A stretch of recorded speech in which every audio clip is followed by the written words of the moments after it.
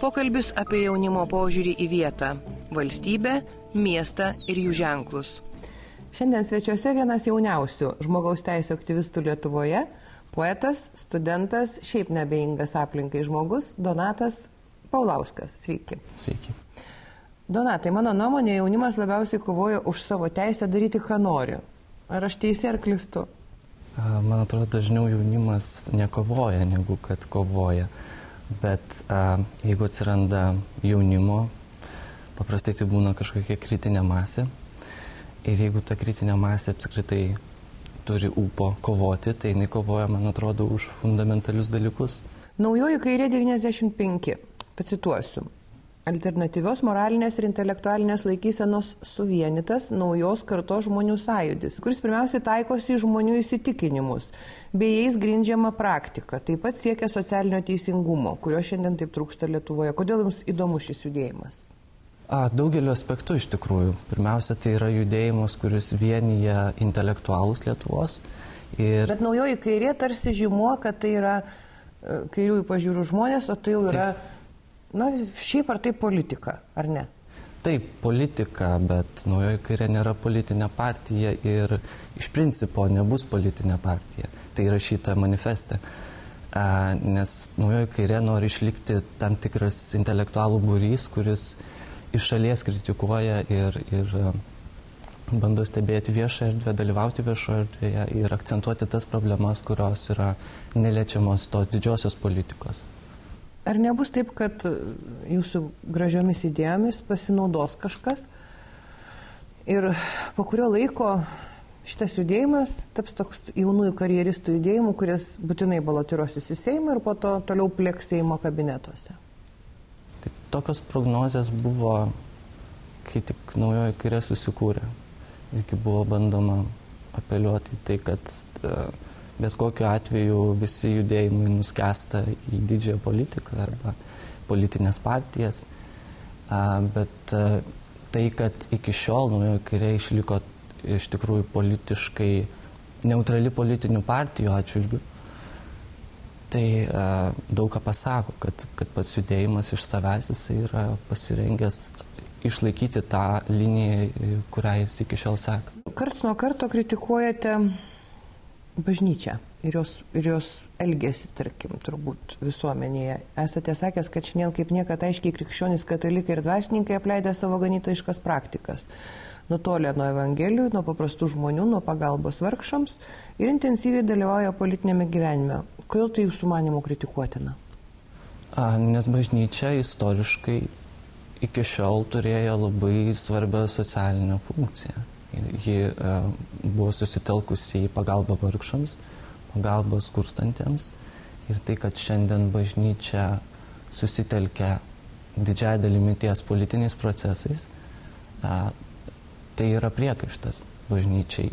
Ką veikia šiandien bažnyčia? Bažnyčia šiandien užsiima politikavimu, tapo stiprią interesų grupę Seime ir turbūt didžiąją dalį savo neapykantos paleidžia į visas kitas socialinės grupės, įskaitant ir skurstančiosius, kas yra turbūt paradoksalu istoriškai. Esate sakęs, kad skiriamės ir nuo arabų, ir nuo prancūzų, ir nuo anglų kuo. Ten vyko milžiniški mitingai siekiant apginti savo interesus, o pas mus tokių lyg ir nebuvo. Ar tai reiškia, kad, ir klausėt retoriškai, ar tai reiškia, kad mes gyvenam geresnėmis sąlygomis ir mums nėra prieš ką protestuoti? Kaip pats atsakote iš tą klausimą?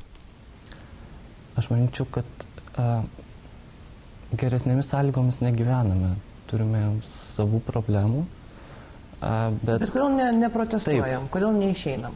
Aš manau, kad to nepasitenkinimo yra ir labai daug. Ir aš nemanau, kad kažkaip mes esam tokie dideli konformistai, susitaikantys su bet kokia socialinė padėtimi. Tiesiog nėra to, kas tinkamai artikuliuotų tą nepasitenkinimą. Kas suformuotų kryptį, į kurią pusę, ką sakyti, ko reikalauti, nes visiems aišku, kad gyvename blogai, kad yra daugybė problemų, bet nėra tokios stipraus sąmoningumo, ką reikia daryti, ką reikia keisti. Turbūt reikalinga labai didelės pastangos tam, kad tos problemos būtų tinkamai suartikuliuotas ir kad visuomenė nebūtų žaidžiama, kad nebūtų išnaudojama tam tikriams politinių grupuočių tikslams. Esate sakęs, kad universitetai kovoja ne dėl parengimo kokybės, bet dėl valstybės skiriamų pinigų ir studentus vilioja pasinaudodami viešųjų ryšių galimybėmis, vartotojiškais pradais visokiais. Kodėl taip manot? Nes labai plika akimi galima pastebėti tai, kaip veikia šiandien universitetai viešoje erdvėje. Mes matome daugybę reklamų, daugybę visokių viešųjų ryšių akcijų, kuriomis bandoma pritraukti studentus, o juos pritraukti būtina, nes tik tai tada, kai tu pritrauksi studentus, nukonkuruosi su kita aukštąja mokykla abiturientus, tada tu gausi pakankamą finansavimą, kad galėtum išgyventi. Ir čia yra labai tinkama iliustracija aukštojo mokslo reformos kontekste, nes aukštasis mokslas skatino konkurencingumą, reforma skatino konkurencingumą, bet tas konkurencingumas pasireiškia ne kokybės didinime, bet kas geriau sugalvos savo reklamą ir kas geriau, kokiamis priemonėmis prisitrauks studentų.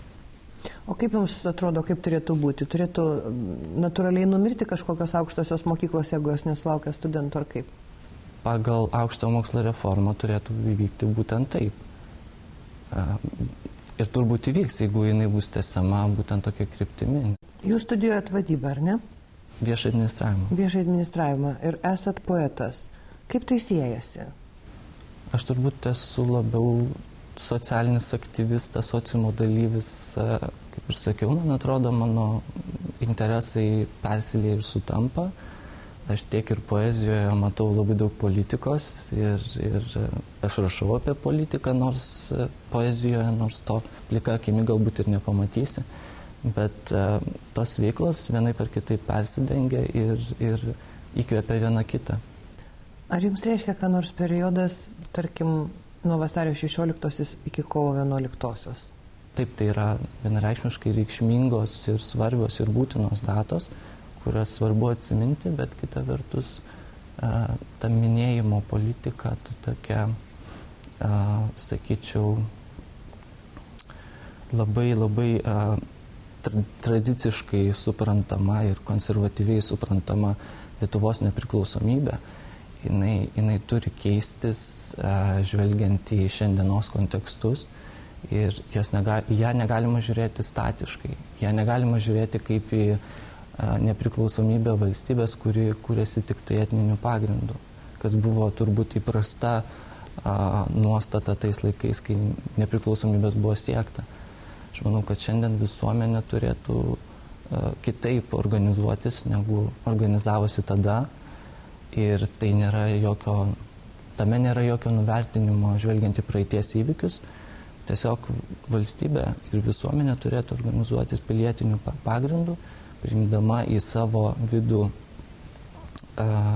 įvairiausius žmonės ir tuo pačiu palikdama tą vidų atvirą įvairiems srautams, įvairiems kontekstams, interpretacijoms. Aš manau, kad to šiandien ypatingai trūksta. Jeigu galėtumėt pasakyti savo bendramžiams, bendraminčiams kokį nors sakinį, koks tai būtų sakinys pačiai pabaigai? Į galvą šovė labai didaktiškas sakinys, skaitykit knygas, bet aš jo nepasakysiu. Aš manau, kad labai sunku surasti tokį sakinį, kuris tiktų jaunimui, nes jaunimas yra labai įvairus.